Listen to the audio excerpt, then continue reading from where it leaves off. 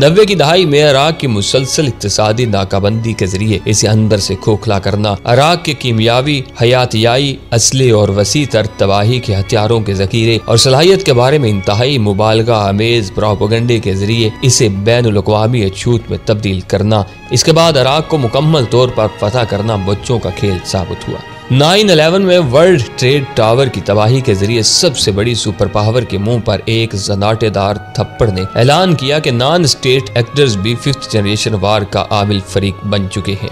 इस वाक़े ने जहां अमेरिका के नाकाबिले तस्कीर होने के सहर को तोड़ा, वहीं अलकायदा के हाथ पुरकशिश प्रोपेगेंडे का कीमती हथियार भी आ गया। इस कशिश के सबब अलकायदा एशिया से अफ्रीका तक मकामी जंगजुओं के लिए एक मुअस्सर फ्रेंचाइज हो गई और अलकायदा की कोख से जन्म लेने वाली दाश ने प्रोपेगेंडे और सरप्राइज के आंसर को साथ मिलाकर 5th जनरेशन वार के आर्ट को मजीद सेटल कर दिया। नाज़रीन मोहतरम, हम 5th जनरेशन वार में गैर एलानिया कम खर्च बाला नशीब प्राक्सी जंगों को भी शामिल कर सकते हैं, जो रवायती कमर तोड़ महंगी जंगों के मुकाबले में बरसा बरस जारी रखी जा सकती है। प्राक्सी जंगों का मकसद तेज रफ्तार कामिल फतह हासिल करने से ज्यादा दुश्मन को मुसलसल मसरूफ रखना और चरकों पर चरके लगाते रहना है, ताकि दुश्मन झुंझलाहट और खौफ के आलम में हवास बाख्ता होकर ऐसी हरकतें शुरू कर दे कि जिनके बारे में मजीद प्रोपेगेंडे करके इलाकाई आलमी सतह पर मजीद तनहा और बदनाम करके अलग थलग और कमजोर किया जा सके।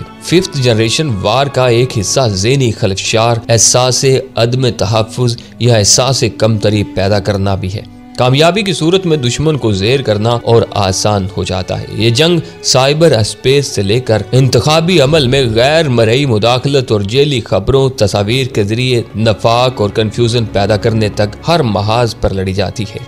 अगर 5th जनरेशन वार के अज्जाए तरकीबी को पूरी तरह समझे बगैर इसके कंबल में हर महरूम या मुखालिफ तबके के गुस्से या नापसंदीदा मुतालबात को लपेटने की कोशिश की जाए तो खतरा ये है कि जो अनासर वाकई 5th जनरेशन वार के असल जंगजू हैं, वो इस कन्फ्यूजन का फ़ायदा उठाकर रियासत, रियासती इदारों और शहरियों के लिए मज़ीद खतरात और अदम तहफ़्फ़ुज़ का मुअज्जब बन सकते हैं। लिहाजा इस इस्लाह को अंधे की लाठी की तरह घुमाने की बजाय देखभाल और एहतियात से इस्तेमाल करने की सख्त ज़रूरत है।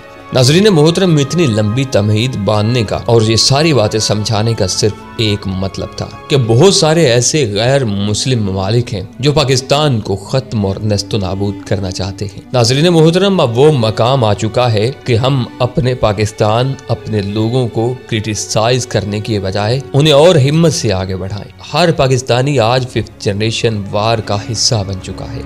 आज हमें अपने हिस्से की जंग लड़ना होगी। सोशल मीडिया पे बैठे हुए गैर मुस्लिमों के एजेंट ये काम करने में मसरूफ हैं। आप में ऐसी खबरें फैलाने में मसरूफ हैं कि आपको डिसहर्ट कर रहे हैं, आपको एहसास कमतरी में मुब्तला कर रहे हैं। लेकिन हमें मिल के ये आवाज़ उठानी होगी, हमें मिल के ये जंग लड़नी होगी। हमें अपने मुल्क पाकिस्तान की खातिर सभी कुछ करना होगा।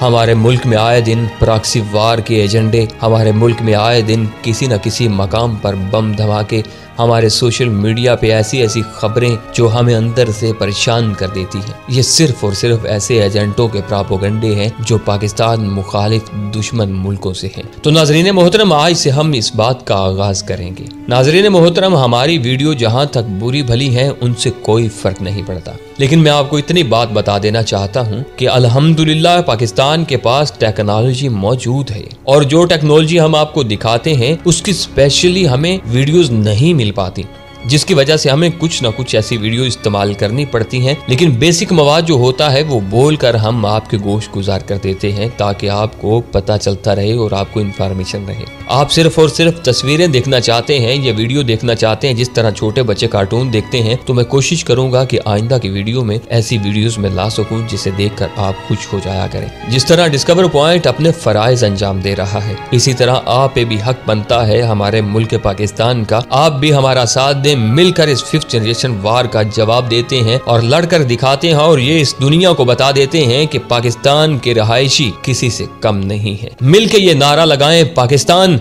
जिंदाबाद, अल्लाह निगहबान।